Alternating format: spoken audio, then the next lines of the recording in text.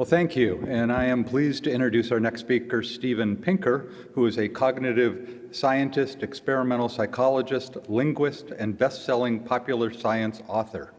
Steve also serves as FFRF's honorary president and has kindly recorded a 30-second commercial for FFRF that runs on CBS, has run on CBS's Sunday Morning and Late Night with Stephen Colbert, among other outlets. Yeah. Steve Pinker is the Johnstone Family Professor in the Department of Psychology at Harvard University and is known for his advocacy of evolutionary psychology and the computational theory of mind. He was born in Montreal and is one of the world's foremost writers on language and human nature. Pinker has previously taught at Stanford and MIT and received 8 honorary doctorates as well as several teaching awards at MIT and Harvard. He writes for such publications as the New York Times, The Atlantic, and is author of 12 books, including The Language Instinct, How the Mind Works, The Blank Slate, The Better Angels of Our Nature, and Enlightenment Now, The Case for Reason, Science, and Humanism and Progress, which sounds a lot like the FFRF motto, or at least it should be. Steve's newest book, which also directly relates to FFRF's mission, is called Rationality, What It Is, Why It Seems Scarce, Why It Matters. Steven Pinker has served as editor or advisor of numerous scientific and scholarly media and humanist organizations, including the American Association for the Advancement of Science, the National Science Foundation, the American Academy of Arts and Sciences, the American Psychological Association, the Linguistic Society of America.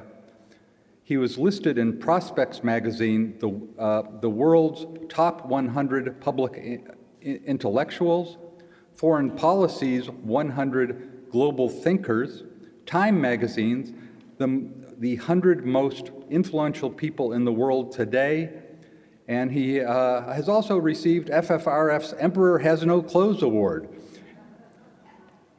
He is married to the author and philosopher Rebecca Neuberger Goldstein and is an honorary director of the Freedom from Religion Foundation. We have copies of his book, which will be available in the back, Enlightenment Now, as well as his brand new book, Rationality. That's all the announcements at this time. Please welcome FFRF's honorary president, the distinguished Steven Pinker.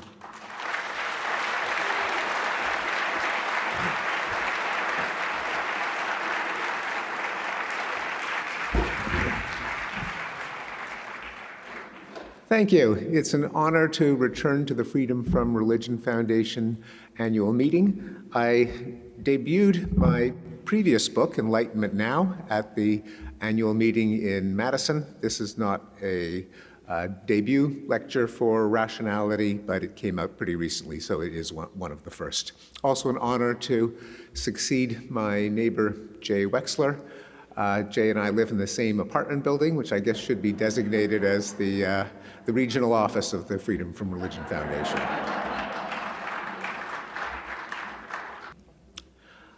Rationality presents us with a puzzle. On the one hand, our species has walked on the moon, taken photographs of our planet, plumbed the secrets of the cosmos, of life, of mind.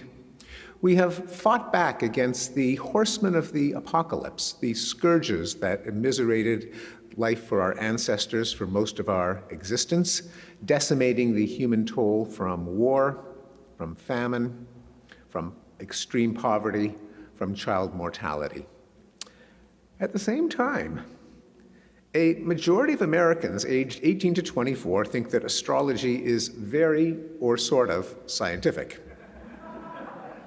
Large proportions believe in conspiracy theories, such as that COVID vaccines are a plot to implant microchips into our bodies by Bill Gates, or that the American deep state houses a cabal of Satan-worshiping cannibalistic pedophiles. Large numbers of us consume fake news, such as Obama signs executive order banning the Pledge of Allegiance in schools nationwide. Or Yoko Ono, I had an affair with Hillary Clinton in the 1970s. Many of us believe in paranormal woo-woo, such as possession by the devil, extrasensory perception, ghosts and spirits, witches, and spiritual energy in mountains, trees, and crystals. This is the puzzle I tried to deal with in my book, Rationality, What It Is, Why It Seems Scarce, Why It Matters. Well, let's begin at the beginning. What is rationality? I think a definition that captures our intuition best is the use of knowledge to attain goals. And my favorite characterization of the difference between a rational agent and a superficially similar entity that we would not credit with rationality comes from William James, the namesake of the building that I work at Harvard University, William James Hall, who noted, Romeo wants Juliet as the filings want the magnet, and if no obstacles intervene, he moves toward her by as straight a line as they. But Romeo and Juliet, if a wall be built between them, do not remain idiotically pressing their faces against the opposite sides like the magnet and filings with the card. Romeo soon finds a circuitous way, by scaling the wall or otherwise, of touching Juliet's lips directly. With the filings, the path is fixed. Whether it reaches the end depends on accidents. With the lover, it is the end which is fixed. The path may be modified indefinitely. That is, I think, a good characterization of rationality. It raises the question, how can knowledge be used to attain goals? And the answer comes from normative models, a set of tools that specify how one ought to reason if one wants to attain goals rationally, different models for different goals. For example, there is logic, the set of tools for deducing new true propositions from existing ones, and each one of the normative models also sets a benchmark against which we can compare ordinary human common sense reasoning. In the case of logic, an awareness of logic can help us avoid fallacies such as affirming the consequent. Every creative genius was laughed at in his time. People laugh at my ideas, therefore I'm a creative genius. Probability. The likelihood of an event depends on the number of occurrences as a proportion of the number of opportunities. An awareness of how to calculate probability helps us avoid fallacies like the availability bias, in which the subjective likelihood of an event depends on how easily you can recall anecdotes and images. Illustrated in the following SMBC cartoon, this is why people should learn statistics. The woman says, I will not fly in a plane, they aren't safe from terrorists. Hold on, I'll text you an article about it. Bayes' rule.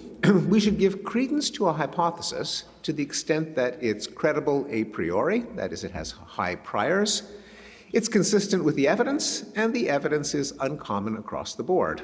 That allows us to avoid fallacies such as base rate neglect, as in a woman I know whose young daughter, 2-year-old daughter, suffered from twitches.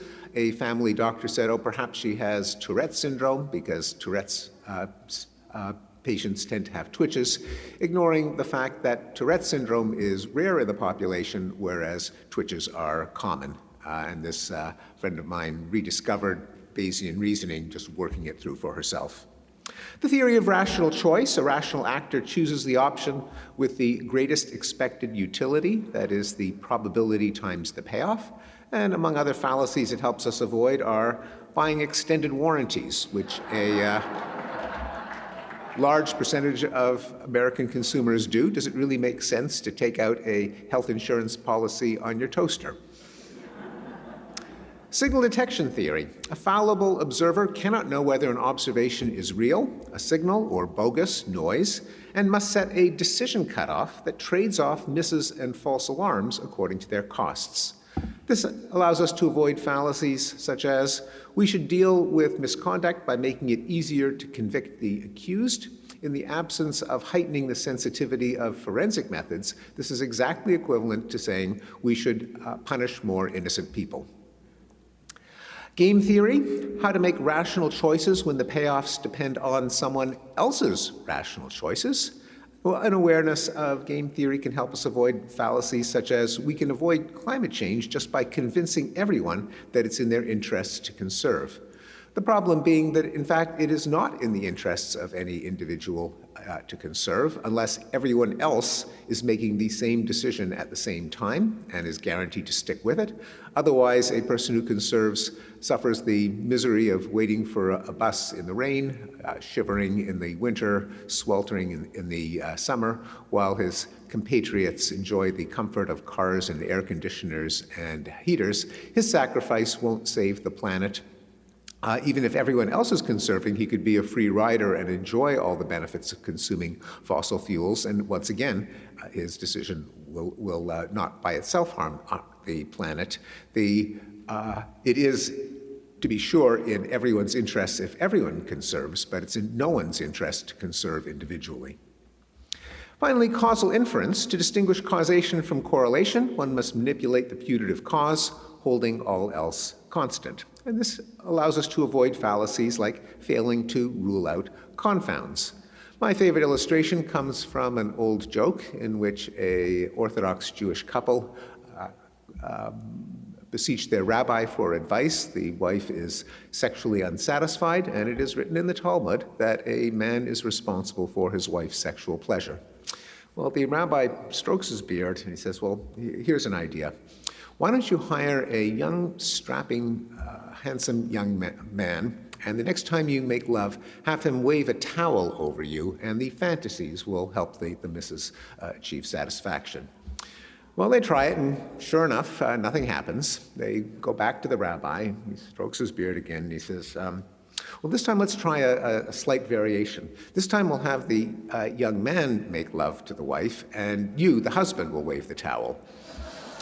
Well, they try it, and sure enough, she achieves a earth-shaking, screaming orgasm. And the husband says to the man, schmuck, now that's the way you wave a towel.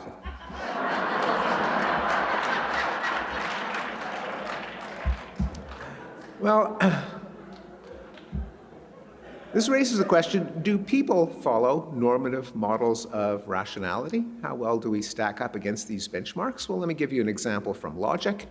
Consider a decks of cards in which every card has a number on one side and a letter on the other. And here's a possible rule to test. If a card has a D on one side, then it has a 3 on the other. Which are the fewest number of cards that you have to turn over to test whether the rule applies to that deck of cards? You've got a D, you've got an F, you've got a 3, and you've got a 7. Okay? If there's a D on one side, there's a 3 on the other.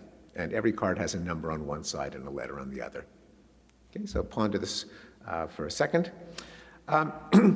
Most people say D or D and 3. The correct answer is D and 7, and very few people get it.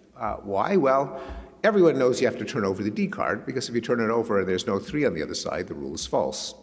Pretty much everyone knows that there's no point in turning over the F card. The rule says nothing about the F one way or another. A lot of people think you have to turn over the 3 card, but when you think about it, that is irrelevant, because the rule says if D, then 3, not if 3, then D. Turning over the 3 card to test the rule would be an example of the fallacy of affirming the consequent. But you do have to turn over the 7 card. Think about it. You turn over the 7 card and there's a D on the other side. Well, that falsifies the rule. If D on one side, then 3 on the other, the law of contraposition. A simple explanation is that people are vulnerable to confirmation bias, namely they seek evidence that confirms their beliefs, but are not so good at seeking evidence that would falsify them. Let me give you an example from Bayesian inference. The probability that a woman has breast cancer is 1%. That's the base rate in the population. If she does have cancer, the probability that she tests positive is 90%. That's the sensitivity of the test. If she does not have breast cancer, the probability that she nevertheless tests positive is 9%. That's the false positive rate. A woman tests positive, what is the chance that she actually has the disease? Okay, again, let's let it sink in for a couple of seconds. The most popular answer, including among doctors, is 80 to 90% chance she does have the disease. The correct answer, according to Bayes' rule, is 9%. That's a big difference, particularly when it's an error made by exactly the professionals that are entrusted with interpreting medical tests for us. And you can just imagine your own emotional reaction if you were presented with one or the other interpretation. The common explanation is that it's an example of base rate neglect, that people ignore priors, at least base rates, and they base judgment on representative stereotypes, in this case, the stereotype of having the disease and testing positive. Well, what do we make of these fallacies? One interpretation is the one endorsed by our hero from Star Trek: humans are irrational. But not so fast. And there's a reason that the second term in the subtitle of my book is why rationality seems scarce rather than why it is scarce. Here's a twist on the logic problem. If a bar patron is drinking beer, he must be over 21. You're a bouncer in a bar and have to enforce the rule. Who do you check? There's a guy drinking beer. Do you have to card him to check his age? There's a guy drinking Coke. Do you have to card him to check his age? There's a guy who's clearly over 21. Do you have to look into his cup to see what he's drinking? There's a guy who's clearly under 21. Do you have to look into his cup to see what he's drinking? Well, in this case, everyone says you've got to card the guy drinking beer and you've got to look into the cup of the teenager. These are the correct answers, although this is logically isomorphic to the card selection problem, and all of a sudden, everyone turns into a perfectly good logician. Sometimes called the content effect, that people are indeed illogical with problems couched in abstract symbols, P's and Q's and D's and 3's, but they can be logical with certain types of meaningful content, such as obligations and precautions. What do you have to do to detect someone who is violating an obligation, for example? Well, here's a twist on the probability problem. 10 in every 1,000 women have breast cancer. Of these 10 women, 9 will test positive. Of the 990 women without breast cancer, about 89 will nonetheless test positive. That's the false positive number. A woman tests positive, what is the chance that she actually has breast cancer? Well, this time, people can think, well, gee, all in all, there are 98 positive test results. Of those, 9 have the disease. 9 out of 98 is about 9%. Therefore, that is the probability that the woman actually has the disease. This time, 87% of doctors get it right instead of 9%, and even 10-year-olds, a majority of them get it right.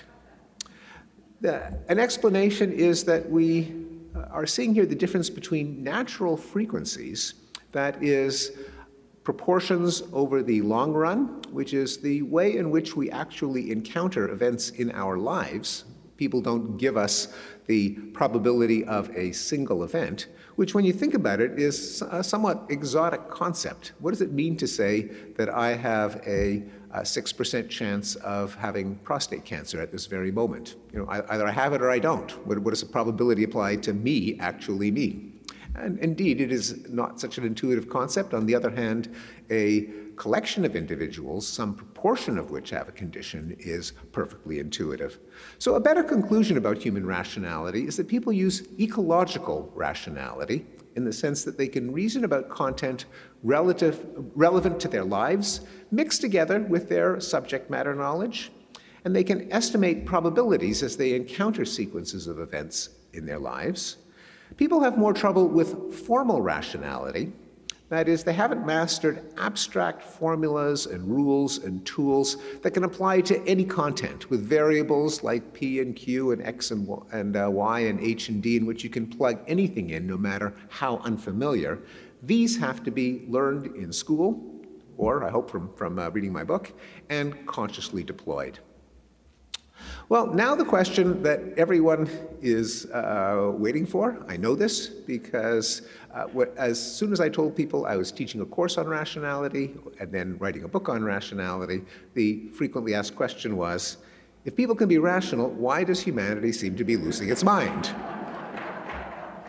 How do you explain, Professor, the conspiracy theories and fake news and post-truth rhetoric and paranormal woo-woo?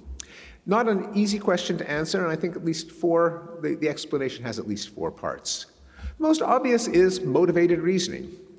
I mentioned that rationality is always in service of a goal. That goal is not necessarily objective truth. It can also be to win an argument in which the stakes matter to you. It's not surprising that tobacco companies deploy considerable ingenuity to try to persuade us that smoking is harmless. And as Upton Sinclair said, it is hard to get a man to understand something when his livelihood depends on not understanding it. To show how wise and moral your group is, your religion, your tribe, your political sect, and how stupid and evil the opposing one is, called the my side bias, subject of an important new book by the psychologist Keith Stanovich, The Bias That Divides Us, in which he argues that this is the most robust and pervasive of the cognitive biases documented by psychology. Similarly, we can deploy our reason to gain status and avoid being ostracized as a hero for our own side, leading to a kind of tragedy of the rationality commons. Just as in the classic example of the tragedy of the commons from game theory, it is in the interests of every shepherd to add his sheep to graze on the town commons. On the other hand, when too many shepherds do it, the grass will be grazed faster than it can grow back, the commons is denuded, and then all the sheep starve. What's rational for an individual may not be rational for all individuals considered collectively, and likewise, if all of us try to advance the correctness and the nobility of our side, everyone could be acting rationally individually, while the outcome for the entire democracy is less than optimal. Let me give you an example. Is this syllogism valid? If college admissions are fair, then affirmative action laws are no longer necessary. College admissions are not fair. Therefore, affirmative action laws are necessary. Well, think about it for a second. In fact, this is not a valid syllogism. It commits the fallacy of denying the antecedent. P implies Q, not P, therefore not Q. That is illogical. And a majority of liberals commit the fallacy, and most conservatives do not. Well, if you ask a conservative for the explanation, they say, well, we told you all along, liberals are illogical, but not so fast. Here's another syllogism. If less severe punishments deter people from committing crime, then capital punishment should not be used. Less severe punishments do not deter people from committing crime, therefore capital punishment should be used. Another example of the fallacy of denying the antecedent, but this time it's conservatives that commit the fallacy and liberals don't. What the two problems have in common is that in both cases, people ratify the conclusion that is congenial to their political ideology in the first place, and they're not so good at tracking logic that seems to be inconsistent with it. In other words, politics makes you illogical, quite literally. A second part of the explanation is that we're all vulnerable to primitive intuitions, part of our legacy from evolution, ways that we make sense of the world in a pre-science society. For example, people are liable to the intuition of dualism. A person has a body and a mind.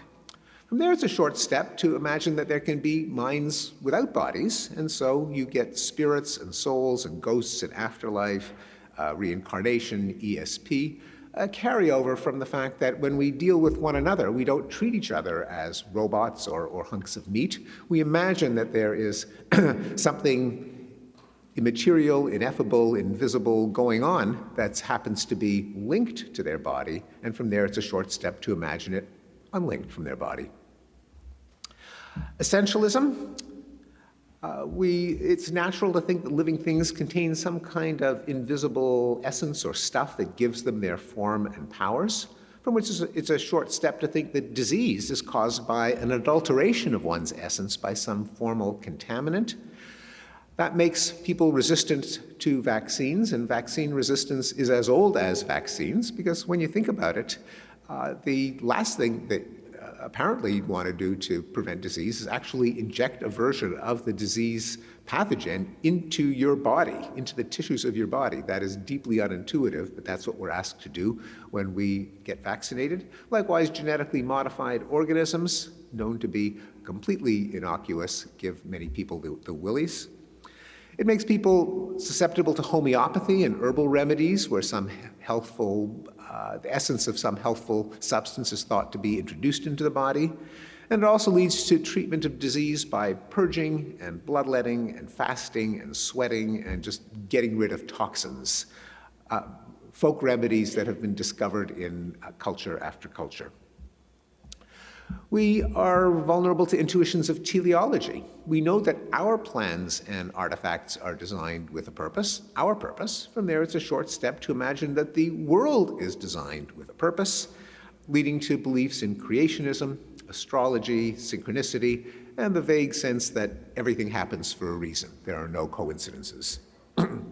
Now, these primitive intuitions are unlearned, and objective truths are acquired only by trusting legitimate expertise. Scientists, historians, journalists, government record-keeping agencies. Few of us can really justify our beliefs, including our true beliefs. Studies have shown that most people can't explain, for example, how a toilet works or a zipper, to say nothing of climate change and evolution. And tests of scientific knowledge and scientific sophistication show that creationists and climate deniers are no less scientifically literate than believers. If you poll people who endorse the scientific consensus on anthropogenic climate change, for example, they are at best squirrely about the science underneath it. A lot of people will say, oh, global warming, does that have something to do with the ozone hole or toxic waste dumps, plastic straws in the ocean? There's just a vague sense of green is good and pollution is bad. What differentiates them is simply political ideology. The farther to the right, the more climate denial. Weird beliefs persist in people who don't trust the establishment, something that is not helped when the establishment flaunts its own ideological commitments and portrays itself as a branch of the political left. Finally, I think there's a key distinction between what I call realist and mythological beliefs. Let me explain. So why do people believe outlandish fake news and conspiracy theories? Well, part of the answer is it depends what you mean by believe. Bertrand Russell said, "It is undesirable to believe a proposition when there is no ground whatsoever for supposing it is true." I suspect that most people in this room think that this is a obvious, trite, banal, common sense observation. In fact, it is a radical, unnatural manifesto that for most people through most of history, grounds for believing something are just one of the reasons to hold a proposition. I suspect that people hold two kinds of beliefs. There's beliefs in the reality zone. This is the physical objects around them, the other people that they deal with face to face, the memory of their interactions. Even people who believe in chemtrails or 9/11 truthers or the lizard people, a lot of them hold jobs and keep food in the fridge and gas in the car and get the kids clothed and fed and off to school on time. It's not that they are irrational throughout their lives. It's just certain zones in which they seem to depart from ordinary, verifiable cause and effect reasoning.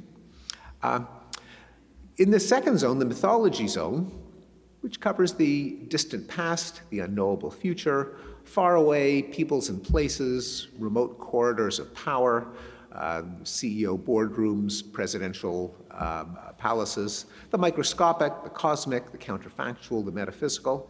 Here, people hold beliefs because they're entertaining, they're uplifting, they're empowering, they're morally edifying. Whether they are true or false is unknowable. and irrelevant. And indeed, for most of our history, they were unknowable before we had science and government record keeping and responsible journalism and historians and so on. Some examples, one almost hardly needs to be mentioned in this room, is religion. And a remarkable phenomenon that accompanied the publication of the quartet of books by the New Atheists about a dozen years ago, Sam Harris, Dan Dennett, Christopher Hitchens, Richard Dawkins, is that the furious counter-reaction was not so much that they were wrong and that here's plenty of evidence to believe in the existence of God, but rather it's somehow just inappropriate or uncouth or just not done to consider the existence of God to be a matter of truth and falsity in the first place. You hold it because it is a good thing to believe, not because it is factually accurate. Many people have similar attitudes when it comes to the founding myths of their nation, the revolutionaries, the founders, the framers, the martyrs, the heroes, the saints that originated a country. Historical fiction. Do any of us really care whether Henry V gave that stirring speech on St. Crispin's Day that Shakespeare attributed to him, or whether the dialogue in The Crown between Charles and Di really took place? And fake news and conspiracy theories. So as an example, consider Pizzagate, the predecessor of QAnon, according to which Hillary Clinton ran a child sex ring in the basement of Comet Ping Pong, a Washington, D.C. pizzeria. A typical response among holders of this theory was to leave a one-star Google review of the restaurant, saying, and I quote, "The pizza was incredibly underbaked, and suspicious-looking men gave funny looks to my 5-year-old son." Now, this isn't the kind of reaction you would have if you literally thought that children were being raped in the basement. Instead, you might call the police. One thing that can be said for the guy who burst into the restaurant with his guns blazing in a heroic attempt to free the children was at least he took his belief seriously. For him, they were in the reality zone. So what do people mean when they say, "I believe that Hillary Clinton ran a child sex ring"? What they really are saying is, "I believe Hillary Clinton is so depraved that she's capable of running a child sex ring." Or perhaps even more accurately, "Boo, Hillary." That is, beliefs can be expressions of moral convictions. All this raises the question, how can we become more rational? Again, not a simple answer. I think part of the solution is that the tools of formal rationality should become second nature. Rationality should be the fourth R taught in school together with reading, writing, and arithmetic. The norms of rationality should be promoted. We should have a greater awareness of the fallacies that the unaided human mind is prone to, such as availability, my-side bias, arguing ad hominem, that the general mindset in op-eds, in television debates and arguments, in everyday dinner table conversations, is that we should promote the norm that belief should be based on evidence, and that changing your mind when the evidence changes should be taken as a sign of strength, not of flip-flopping or weakness. Perhaps most important, institutions with rationality promoting rules must be safeguarded. The great achievements of human rationality were not the product of some single genius granting his brainchild to the world, but rather from institutions, societies, professions, in which people voice hypotheses and other people can criticize them. In that way, one person can notice and make up for another's biases, though each of us is rather poor at spotting our own biases, sometimes called the bias bias. That is, all of us think everyone else is biased, but not us. On the other hand, we're pretty good at spotting other people's biases. And in a community of people where you're allowed to do that, then the collective can become more rational than anyone is individually. Just to be concrete, in that card selection task, if D, then 3, When people work alone, about 10% get it right. When people work in small groups, about 70% get it right. All it takes is for one person to spot the correct answer, and she or he can a majority of the time, convince the others. What do I mean by rationality promoting institutions? We have science with its rules for empirical testing and peer review. We've got democratic government with its checks and balances. As James Madison put it, ambition must be made to counteract ambition. Journalism with its mechanisms of editing and fact-checking and cultivating a reputation for accuracy. The judicial system with its adversarial proceedings instead of just entrusting verdicts to a hanging judge. Academia, at least in theory, with freedom of inquiry and open debate. And another example is Wikipedia, with the system of corrections based on a commitment to neutrality and objectivity.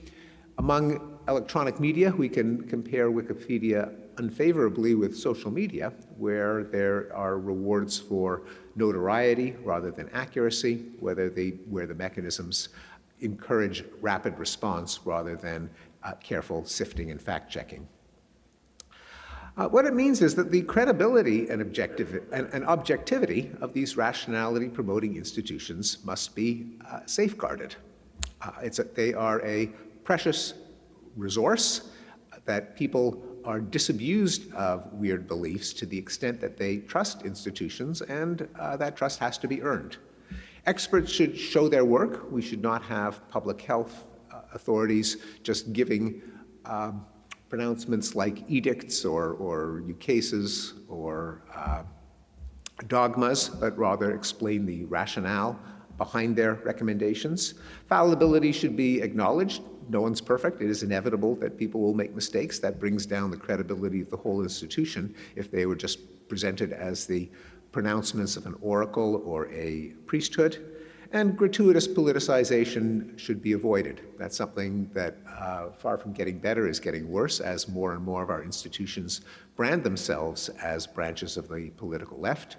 When you have public health authorities say to reduce the spread of COVID, people should stay away from Make America Great Again rallies, but it's okay to attend Black Lives Matter rallies because the cause of social justice is so important that it's worth coming down with COVID, which is what they said, and which is, to put it mildly, a strategic blunder in terms of securing the credibility and objectivity of public health institutions.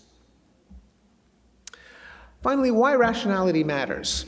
Rationality certainly matters to our lives. Again, this is a conclusion that I hardly need to make to this audience. People who do follow the normative models and avoid cognitive fallacies, on average, have fewer accidents and mishaps, better financial, health, and employment outcomes, and are less likely to be swindled by medical or psychic, or for that matter, religious charlatans. Rationality drives material progress.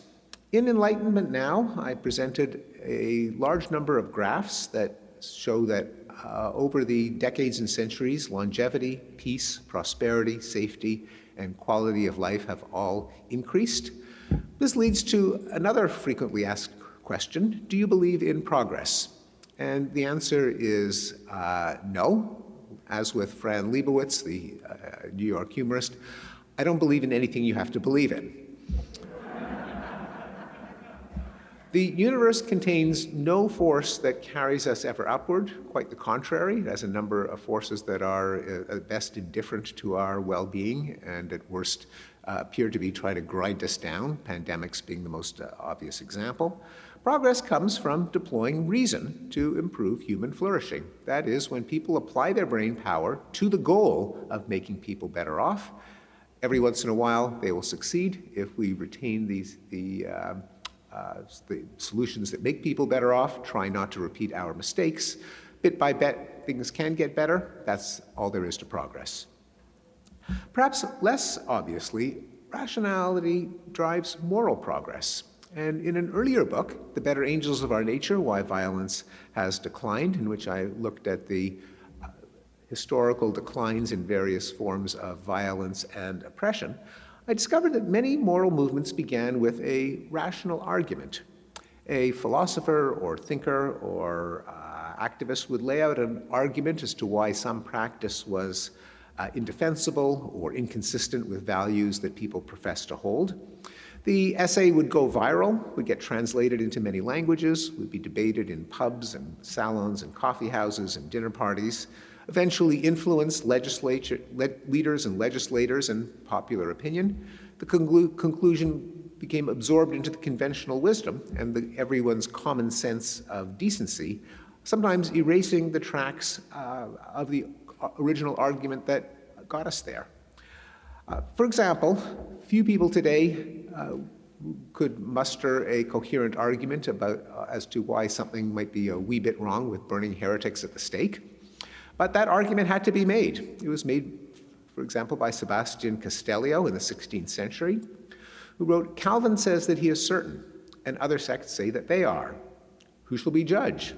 In view of the uncertainty, we must define the heretic simply as one with whom we disagree. And if then we're going to kill heretics, the logical outcome will be a war of extermination, since each is sure of himself." Cruel punishments like breaking on the wheel or disembowelment or burning at the stake, did we actually need a rational argument as to why those were barbaric? Well, yes, and it was provided by Cesare Beccaria, the first utilitarian using principles of expected utility. As punishments become more cruel, the minds of men, which like fluids always adjust to the level of the objects that surround them, become hardened. And after 100 years of cruel punishments, breaking on the wheel causes no more fear than imprisonment previously did. For a punishment to achieve its objective, it is only necessary that the harm it inflicts outweighs the benefit that derives from the crime, and into this calculation ought to be factored the certainty of the punishment and the loss of the good that the commission of the crime would produce. Everything beyond this is superfluous and therefore tyrannical. How about war? Did people need an argument on why war was not good for children and other living things, as we used to say in the 1960s? Well, yes, and Erasmus was probably the first who did a cost-benefit analysis right out of game theory showing that war was a zero-sum game. The advantages derived from peace diffuse themselves far and wide and reach great numbers, while in war, if anything turns out happily, the advantage redounds only to a few. One man's safety is owing to the destruction of another. One man's prize is derived from the plunder of another. The cause of rejoicings made by one side is to the other a cause of mourning.